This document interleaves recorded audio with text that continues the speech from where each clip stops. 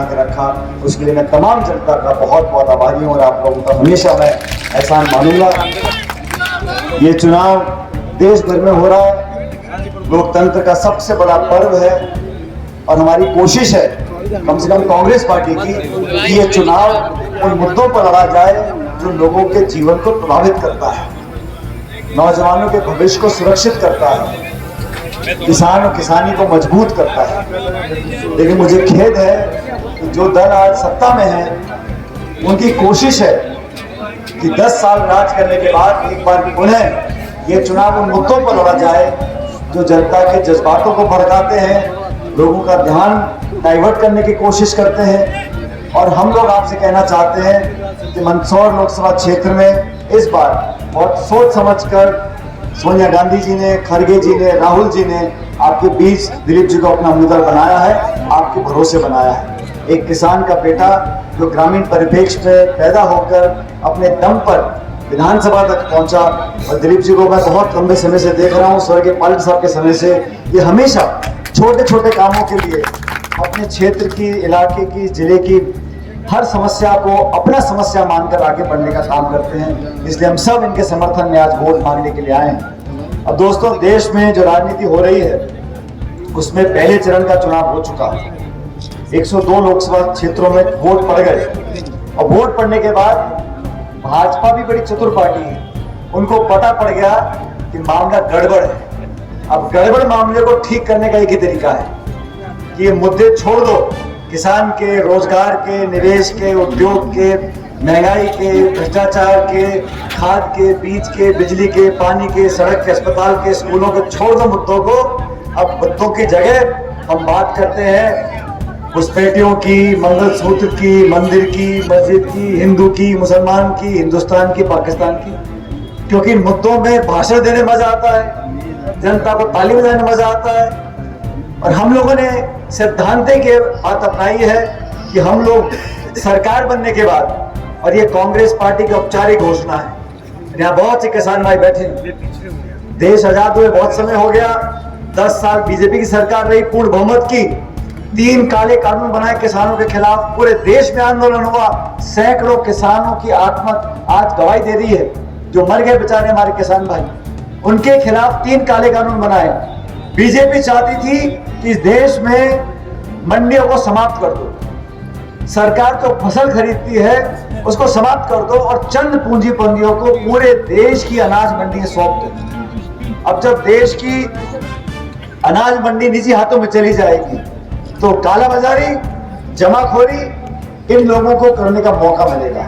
हम लोगों ने विरोध किया और केंद्र सरकार को झुककर वो 3 काले कानून वापस लेने पड़े। और जब वापस ले जाकर कहा था हम किसान की खरीद पर एक कानून बनाएंगे, झूठ बोला था।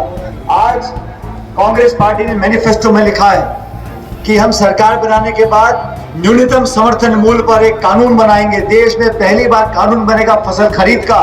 ये लोग अब बेईमानी नहीं कर सकते। हमने कानून बनाया रोजगार का, 100 दिन का रोजगार गांव में चलता मिलेगा के काम, ये कांग्रेस पार्टी की घोषणा है।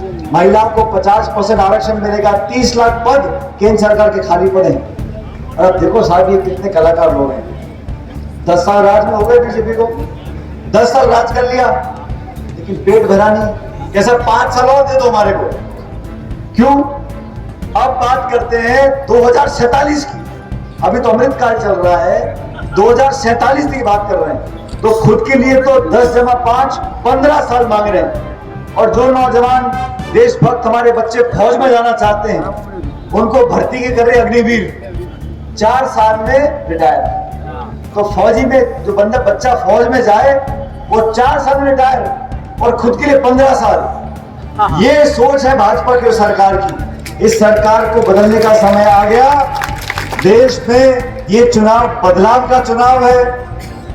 देश भर के लोग भाजपा को आईना दिखा रहे हैं और 10 साल की रिपोर्ट कार्ड पर जवाब मांग रहे हैं। ये क्या सरकार है?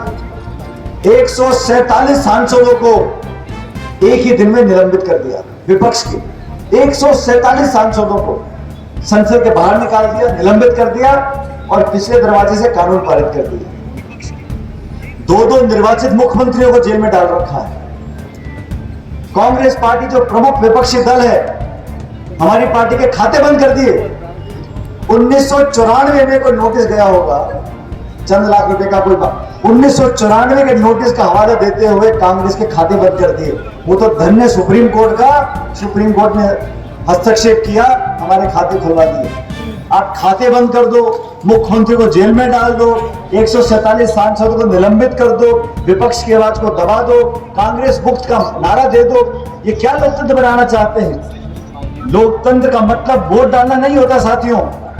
हमको वोट डालने का अधिकार मिल गया, ये लोकतंत्र नहीं है। वोट तो रूस में भी पड़ते हैं, वोट तो पाकिस्तान में भी पड़ते हैं। वहां की लोकतंत्र, वहां की जमहूरियत, वहां का गणतंत्र मजबूत नहीं है। हमारे देश का मजबूत क्यों है? क्योंकि हमारे देश में जो संवैधानिक संस्थाएं हैं उनको खून पसीने से सींचा है। 70 साल से अलग अलग सरकारें बनी, उन संस्थाओं को पोषित किया, सुरक्षित रखा, उनकी पारदर्शिता को, उनकी विश्वसनीयता को कभी आंच नहीं आने दी। आज चंडीगढ़ में महापौर का चुनाव हो रहा था, निर्वाचन अधिकारी बैठ के खुद वोटों को खराब कर रहा था। आपने देखा वो वीडियो?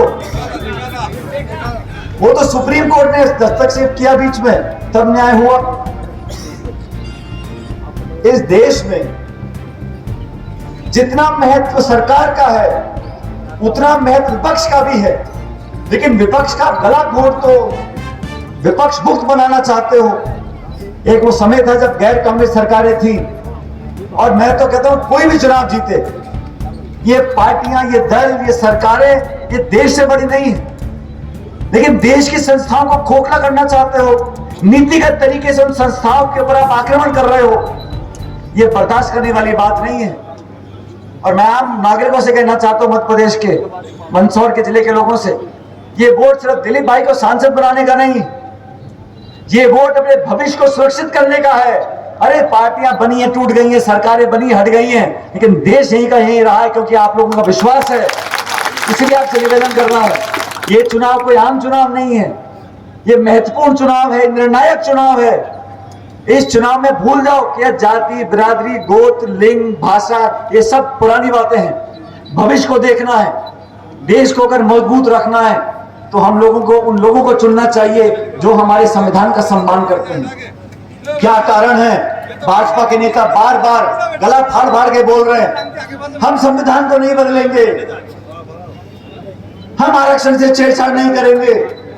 मैंने पूछा ये नौबत क्यों आई कि आपको सफाई देनी पड़ रही है? बिना आग के धुआं होता ही नहीं। कभी आपने सुना मनमोहन सिंह जी को बोलते हुए कि मैं संविधान से छेड़छाड़ नहीं करूंगा? कभी आपने सुना मनमोहन सिंह जी को बोलते हुए कि हम आरक्षण को छेड़छाड़ नहीं करेंगे? तो कहीं ना कहीं कुछ दाल में काला है। आप लोग इस बात को समझो।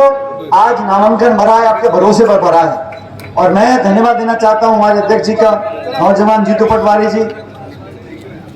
मैंने बैठे मैंने उम्र पूछी, मैंने कहा जीतू आपकी उम्र कितनी है? ये मेरे को बोल रहे थे, मैं भी देखता हूँ जीतू जी बहुत वर्जिश करते हैं, हट्टे खट्टे हैं। 2-3 को तो ये लगे लोगों, कभी झगड़ा आपस में हो जाए। राखी बहन आप जानते हैं, हम जब संघर्ष होता था, कभी कोई लाठीचार्ज हो जाता था, कोई धक्के देता, तो पहले हम तो जीतू आगे कर देते थे। वहां मोटी है, खट्टे खट्टे हैं, बहुत कुछ टक्कर ले सकते हैं। ये नौजवान अध्यक्ष बने हैं और इनको जो चुनौतीपूर्ण काम दिया है, ये कांग्रेस कार्यकर्ताओं को बल देने का काम किया है। मैं धन्यवाद देना चाहता हूं राहुल गांधी जी का, खड़गे साहब का, सोनिया जी का, कि नौजवान व्यक्ति को कांग्रेस पार्टी की कमान संभालने को दी है।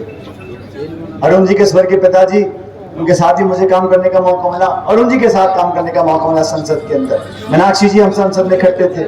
तनखा साहब आज एक ऐसे वकील हैं जिनका देश दुनिया में नाम है, लेकिन फिर भी वो हर कांग्रेस कार्यकर्ता की दिक्कत को समझकर हर संभव करने की मदद करने की कोशिश करते हैं। ये समर्पित लोग जो पार्टी के हैं, ये आपके आशीर्वाद के कायल हैं। और मैं आप लोगों को कहना चाहता हूं, आज दिलीप जी को जिताकर भेजो। मैं आपको आश्वासित करता हूं, जीतने के बाद दिल्ली में बैठकर आपकी हर बात को मजबूती से रखेंगे, देश की सबसे बड़ी पंचायत में आपका नाम रोशन करेंगे। और इन्होंने भी बहुत लड़ाई इनकी हुई है, लेकिन आज तक इनके दामन पर कोई काला छींटा नहीं लगा है। राजनीति में अपनी छवि को, अपने आप को बचा के रखना बहुत बड़ा काम है। तो मैं आपको मुबारकबाद देना चाहता हूं कि आपने आज इतनी बड़ी तादाद में आपने आपकी उपस्थिति दर्ज कराई है। अब 13 मई को मेरे साथ नारा जीतू जी ने दिया, गई और मई मैं नारा देता हूं, मेरे साथ बोलना आप। 13 मई को वोट पड़ेगा। कांग्रेस के कर दो डब्बे फुल और भाजपा को कर दो गुल। ठीक है, कांग्रेस के डब्बे कर दो और भाजपा कर दो। अब आपको याद रखना है, हाथ का निशान है, बटन दबाकर भारी बहुमत से दोनों हाथ खड़े करो पलट सबके सब। Congress party, Congress party, Congress party. बहुत बहुत धन्यवाद। राम राम साहब।